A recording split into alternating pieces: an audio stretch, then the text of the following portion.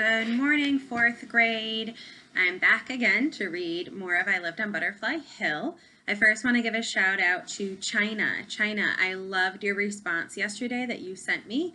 It was in complete sentences. You had text evidence. Fourth grade, I am looking for that from everybody. I've only got about 5 responses each day, so that means that I'm missing 11 of you.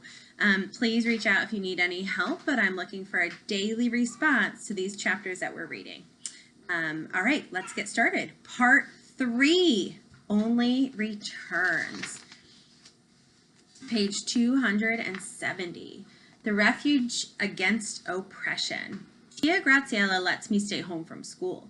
We sit on the couch in front of the TV all day, waiting for any mention of what has happened in Chile. We watch the morning news, the lunchtime news, and finally, just when I think that friend in Spain was mistaken, our country is mentioned on the evening news. The news anchor says that Chile will begin a peaceful transition to democracy. The screen then flashes to, could it be? The streets of the capital, parades of children and their grandparents emerging from behind locked doors, men kneeling and weeping while women dance with the colors of Chile, red, white, and blue, all through the streets. It's the first time I have seen my country in 3 years. 3 years. She's been gone 3 years.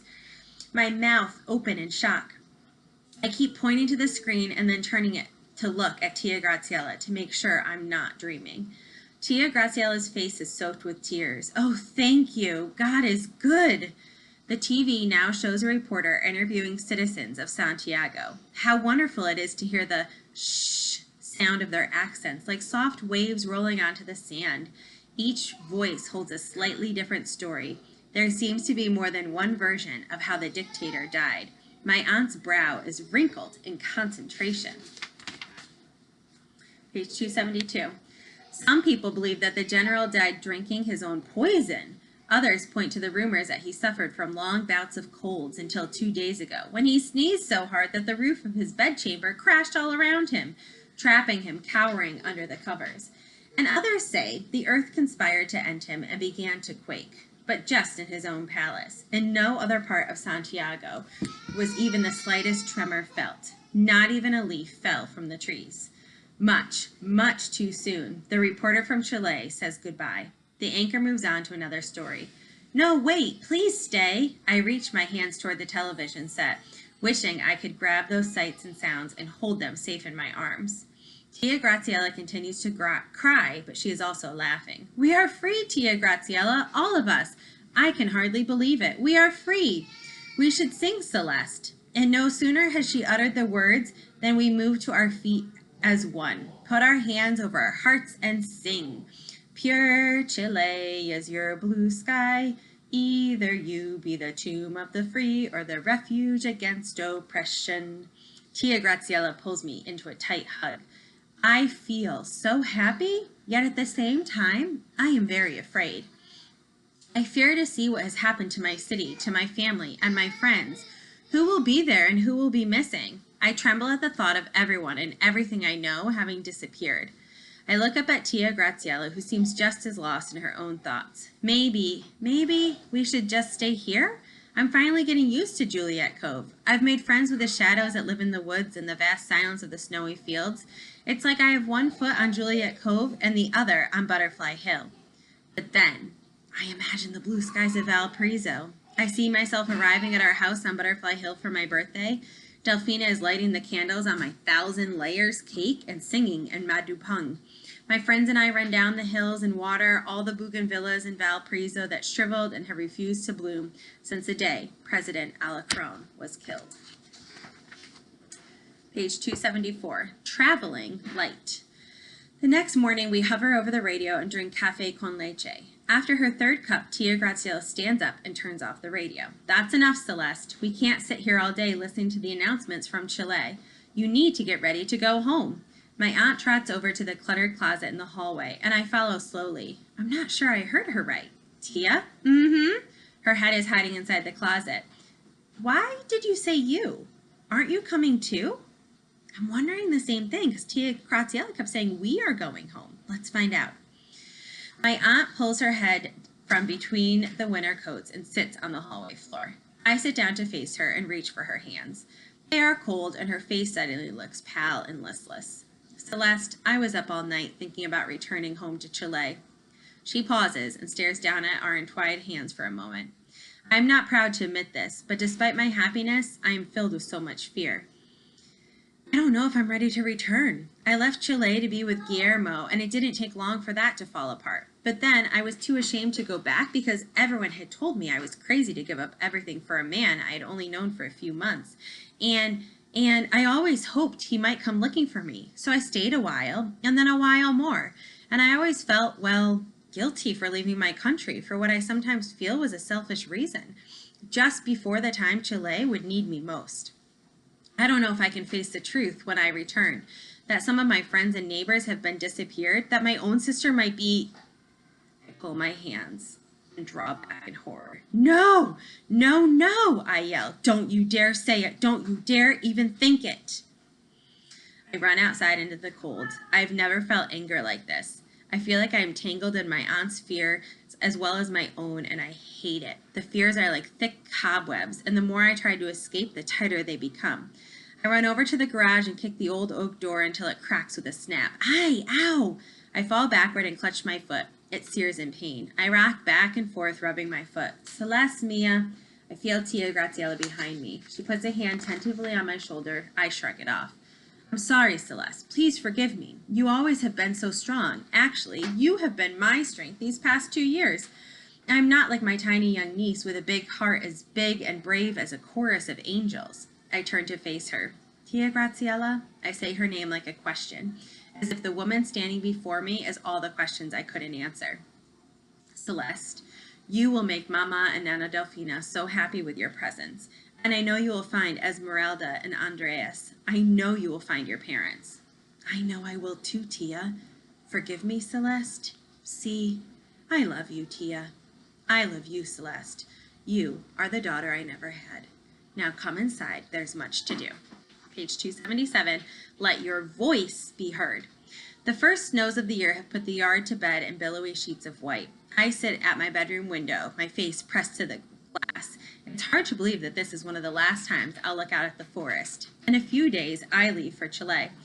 I don't know where to start. When I arrived here nearly 2 years ago, I never thought it would feel so hard to leave my second blue room and return to my first. But first, I must say some goodbyes. First to the mailman, John Carter. The chimney of his small red house pours forth smoke like a locomotive, which is a car. I ring the doorbell, and a few seconds later, Mr. Carter appears wearing a flannel bathrobe and slippers.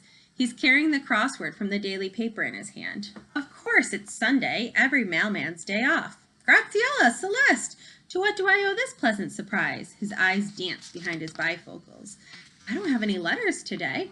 Mr. Carter, I came to say goodbye. I'm leaving for Chile soon. The mailman takes off his glasses and rubs his eyes.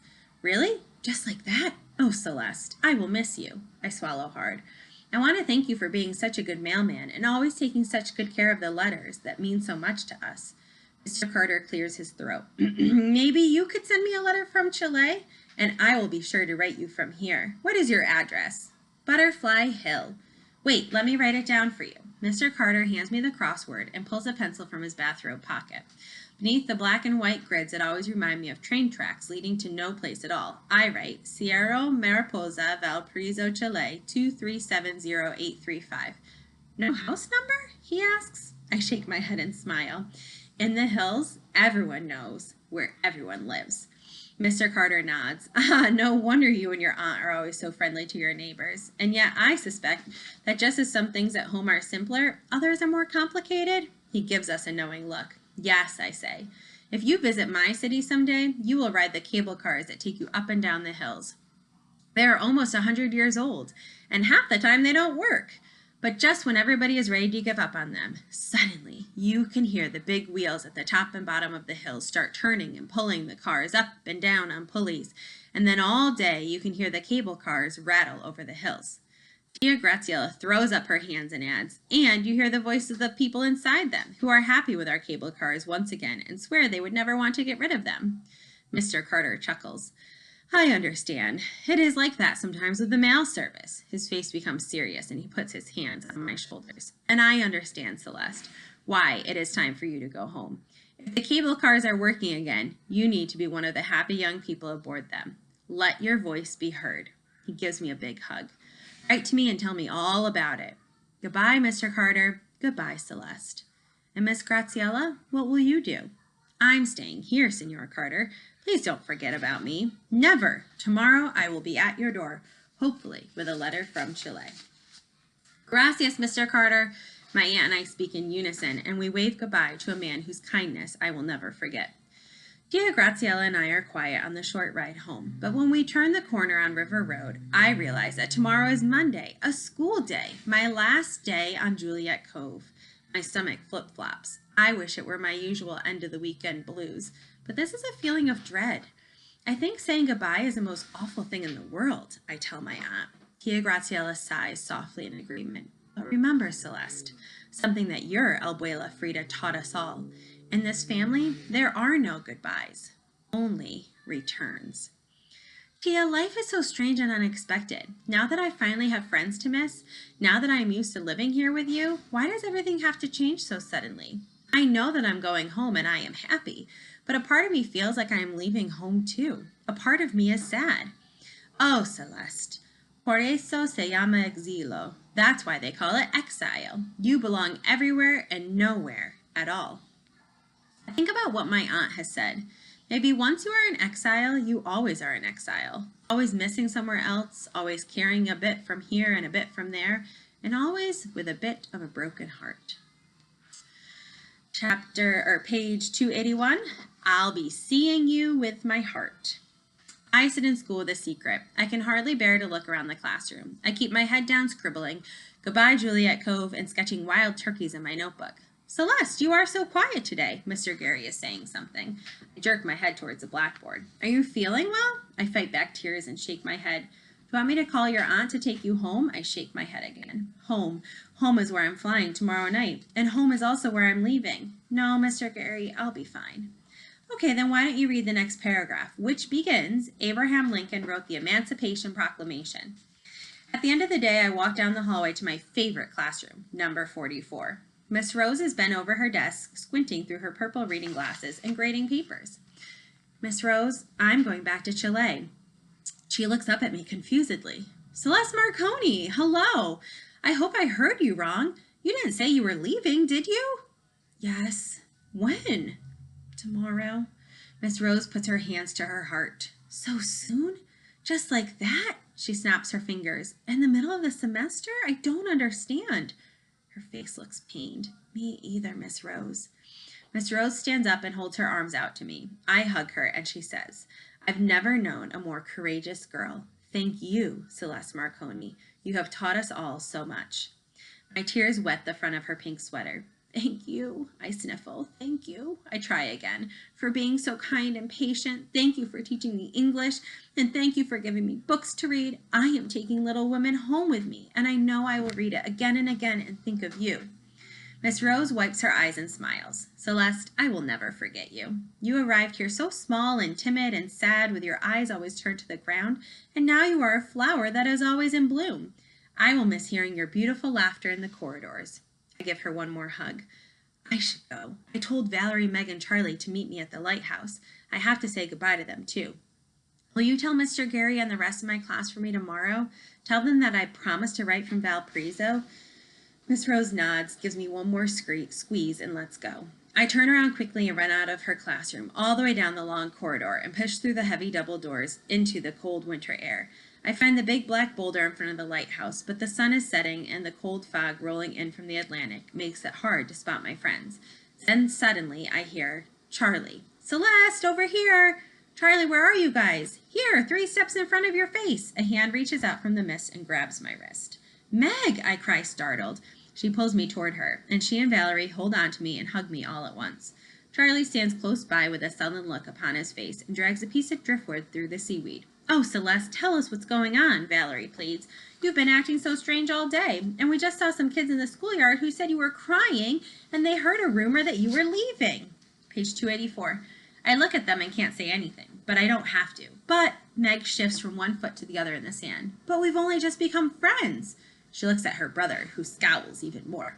Charlie, Can't you say anything, or are you just going to stand there like another dumb rock? She turns back to me. I know my brother. He tries to be the tough guy when he really is sad. It's not fair, Charlie yells. Is that what you want to hear? Because it's not. He comes closer to us, and we all sit down in cold, damp sand. He looks at me, and his voice turns soft. It's not fair. Meg scoots closer to her brother. I hear myself asking them, remember just now how I couldn't see you in the mist, but I could hear your voices? Well, I think that saying goodbye is like that. When I'm in Valparaiso, we won't be able to see each other with our eyes, but we can talk with our hearts. I'll be close by, just in another way. Valerie nods and presses her eyes with the end of her fuzzy yellow scarf. Meg bites her lip, and Charlie looks out to the ocean. You always were so strange, Celeste, he says. That's why I teased you in the beginning, and why the girls stayed away from you. And we were so stupid, Valerie talks over him. We are so sorry. But Charlie takes a deep breath and continues. You were always so great at being yourself. You never changed to try to fit in. The only thing you did was learn English, and I used to think, wow, that girl works so hard. She's tougher than I am. We fall into silence and listen to the waves roll in and out as the sky grows darker. A soft halo of light surrounds us before the sun sinks fully to sleep in the sea. We should go, Valerie says, as she lifts her long ballerina limbs from the sand. We are happy for you, Celeste, she adds in a rush. Don't think we aren't. We are just sad to lose you. I want you all to visit me in Valparaiso someday, I tell them. And in the meantime, you can visit me with your imagination. And I will visit you on a boat my abuela Frida called the Ship of Good Hope. Called Hope. They burst into laughter. Oh, crazy old Marconi, I will miss you. Charlie gives me a sheepish smile and a hasty hug. It's true, Meg elbows him in the stomach. Celeste's abuela Frida always says, to imagine is to believe. The girls and I begin to run toward the end of the beach, with Charlie tagging slowly behind. Suddenly, he runs off in the other direction, down the beach and toward the water. Celeste Marconi, he cries. I'll be seeing you with my heart. So sad. She has to leave her friends again. The 4th grade, she is going home. And tomorrow we get to read about her flight home. Please, please, please send me your message through Jupiter with complete sentences, text evidence, answer the question. Then get on DigitWiz, Raz Kids. Do your work in your math book. I'm really counting on you. We have to get 5th grade ready. Shout out to Cottrell, who keeps asking for videos. Awesome job. Keep up the reading. Shout out to Journey, who on the daily is getting her work done. I really appreciate that. Please, as always, reach out with any questions. I miss you guys. I love you. I hope that you and your families are doing well, and I'll see you soon.